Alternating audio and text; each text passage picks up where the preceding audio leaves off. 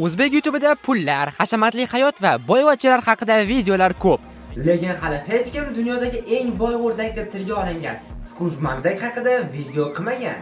To'g'rida, butun yer sharidagi boylikdan ham puli ko'proq bo'lgan o'rdak haqida mish-mish tarqatish juda ham xavfli aslida. Lekin Skruj qanchalik harakat qilmasin, baribir uni sirlari fosh bo'ladi. Bugun videoda siz xarobadan chiqqan millioner Makdak qanday qilib boy bo'lganligi, bu personajning yaratilish tarixi va Skruj Makdak qanchalik boy ekanligi haqida bilib olasiz. Bunday videolar YouTube'da juda ham kam. Shuning uchun hoziroq Super Muxlis kanaliga obuna bo'lib qo'ying.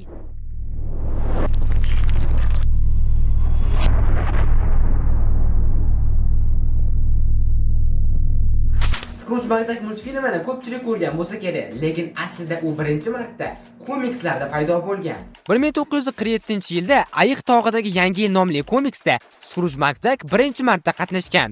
Uni yaratilishidan asl maqsad Donald Duck haqidagi komikslarda Donald Duckni xasis va ochko'z amakisi bo'lib, ikkinchi darajali qahramon bo'lishi edi. Skrujni Karl Barks ismli amerikalik rassom va yozuvchi o'ylab topgan. Yozuvchining aytishi bo'yicha, u yaratish uchun A Christmas Carol asaridagi Ebenezer Scrooge obrazidan ilhomlangan. Skruj multfilm olamiga kirib kelishi esa 1967-yilda Skruj Makdak va Pullar nomli animatsion filmda boshlangan. Keyinchalik 1983-yilda Mickeyning Yangi yil qiroli nomli filmda Mickeyni qahri qattiq, qurumsoq boshlig'i rolini o'ynaydi, ya'ni Ebenezer Scrooge rolini. Va nihoyat 1987-yildan 1990-yilgacha biz sevib tomosha qilgan O'rdaklar sarguzashti multfilmi efirga uzatilgan. Bu multserial 100% Skruj Makdak haqidagi uni hayotini ifodalaydi. To'g'ri, qurumsoq va boyvachcha bo'lishi mumkin, lekin bu yerda u bosh qahramon, asosiysi yaxshi qahramon. 2017-yilga kelib yangilangan O'rdaklar sarguzashti multseriali yaratildi. Lekin meni qiziqtirgani yo'q, shuning uchun tomosha qilmadim. Skruj Makdak deganda hammani xayoliga oltinlar ichida cho'milish keladi.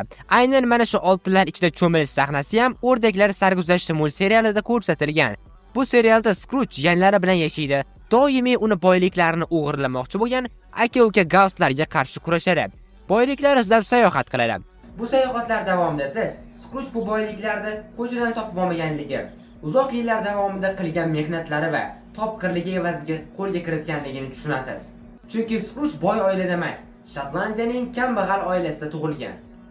Boy bo'lish uchun bilim, aniq yo'nalish tanlash va to'xtovsiz harakat qilish kerak deb o'ylayman.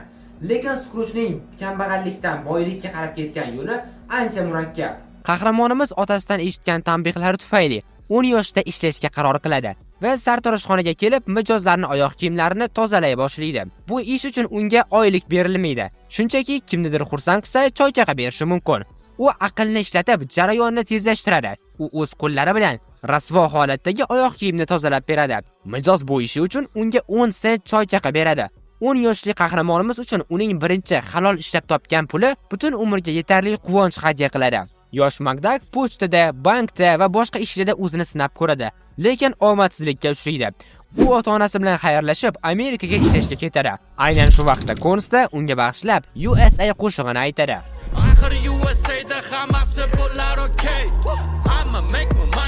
Makdak Amerikada yubka kiyganligi uchun bir ikkita muammolarga uchraydi va keyinchalik Kanadaga oltin qazib olish uchun yo'lga chiqadi. Aynan oltin qazib olish davomida u oltin sochli Goldi bilan tanishadi. Keyinchalik esa Makdak boylik yoki sevgini tanlashiga to'g'ri keladi. Bir qancha voqealar bo'lib o'tadi va sevgisidan ajralgan holda Skruj o'zining birinchi boyligiga ega bo'ladi. Shundan keyin u o'z boyligini xazina izlash, katta kompaniyalarga sarmoya kiritish va ulardan foiz olish orqali oshirishga harakat qiladi. Hamma bu narsani juda ham yaxshi biladi. Anime ko'rayotganingizda agar ovoz rasvo bo'lsa, hissiyotlar u yoqda tursin, nima ko'rayotganingizni ham tushunmaysiz. Animelarni sifatli o'zbek tilida tomosha qilishni xohlaysizmi? Unday bo'lsa, anibla.uz platformasiga tashrif buyurishingiz mumkin. Bu yerda animelarni sifatli kadrlarda va eng muhimi o'zbek ovozlarida tomosha qilasiz. Barcha ma'lumotlar video ostida bo'ladi. Makdak Afrikadan keraksiz, arzon yerlarni sotib oladi va topqirligi orqali $1 ham sarflamasdan u yerdan anchagina olmos qazib oladi. Skruj boyligini borgan sari ortayotganini his qilardi va boyliklarni saqlash uchun omborxonalar qurdiradi. Qahramonimiz keyinchalik neft biznesiga qiziqa boshlaydi va neftga boy bo'lgan yerlarni sotib olish orqali o'z biznesini asosiy qismiga aylantiradi. Skrujlar bunchalik boyib ketganligi Glomgold kabi raqiblar, aka-uka Gamslar kabi katta oiladan iborat bo'lgan o'g'irlarni qiziqtiradi. Ha, uni hayoti juda ham qiziqarli va sarguzashtlarga boy. Hayoti davomida turli vaziyatlarga tushganligi uchun u juda ham tajribali, topqir millionerga aylanadi. Lekin uni millioner deyish to'g'rimi o'zi? Misol uchun Donald Trumpni millioner deb atash u uchun bu haqorat, chunki u milliarder. Xullas, men asosiy savolga o'tmoqchiman. Skruj Makdak qanchalik boy? Komikslarda Skruj Makdakning boyligi 5 multipulejillion, 9 impossible dillion, 7 fantastik trillion dollar 16 sent deb aytilgan. Lekin bilasizlarmi, aslida mana shu multipulejillion, impossible dillion degan sonlar haqiqiy emas. Makdakning qanchalik boy ekanligini aqlga sig'maydigan darajada ifodalash uchun aynan u uchun o'ylab topilgan. Ya'ni haqiqiy raqamlar emas.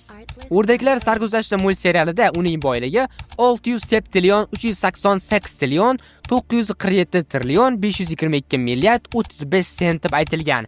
Ma'lumot uchun aytsam, Elon Muskning boyligi 2025-yil avgust holatiga ko'ra taxminan 371 milliard tashkil qiladi. 371 milliard va 607 trillion.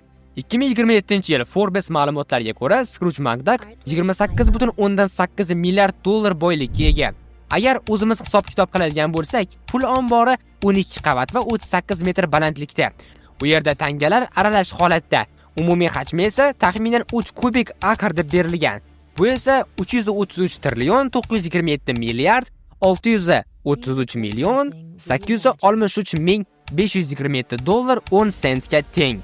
Hamma juda ham yaxshi biladi, Skruj Makdakning eng qadrli boyligi uning birinchi ishlab topgan 10 sentlik tangasi. Lekin bu tangani unga kim bergan? O'zim ishlab topganman. Siz menga bir tanga ham bermagansiz. Senga 10 sent berganman. Qimmatbaho tangamni aytyapsizmi? Uni menga yer qazuvchi Bert bergandi. Men Bertning etiklarini bir necha soat tinmasdan tozalagandim. U esa menga Amerika tangasini berdi. O'sha tangani unga kim bergan deb o'ylaysan? Nima? Ha, men Bertga pul berdim. Va uni seni oldingga jo'natdim. Quloqlarimga ishonmayman. Nega? Biz kambag'al edik. Men senga ko'p pul bera olmasdim. Shuning uchun senga mustaqil bo'lishni o'rgatdim. Ishlash va pul topish qobiliyatini berishga harakat qildim. Sen hammasini yaxshi o'zlashtirding, ammo oilangni unutding. Men shunga achinamam xolos. Seni sog'indim. Hayotingiz qiziqarli va samarali bo'lishi uchun doimo harakat qilishdan to'xtamang va Super Muxlis kanaliga obuna bo'lib qo'ying. To'g'risini aytsam, bunaqa kontent tayyorlash juda ham ko'p vaqt, juda ham ko'p mehnat, uyqusiz tunlar, hattoki Mablag' ham talab qiladi. Lekin Anibla studiyasi kanalni qo'llab-quvvatlashga tayyorligini bildirdi. Men bundan juda ham xursandman, chunki endi men xohlaganimcha kontent qilishim mumkin. Kanalga ko'proq vaqt ajratishim mumkin. Agar sizlar ham Anibla studiyasiga minnatdorchilik bildirmoqchi bo'lsanglar, shunchaki obuna olib qo'llab-quvvatlashinglar mumkin. E'tiboringiz uchun rahmat. Men sizlarni yaxshi ko'raman.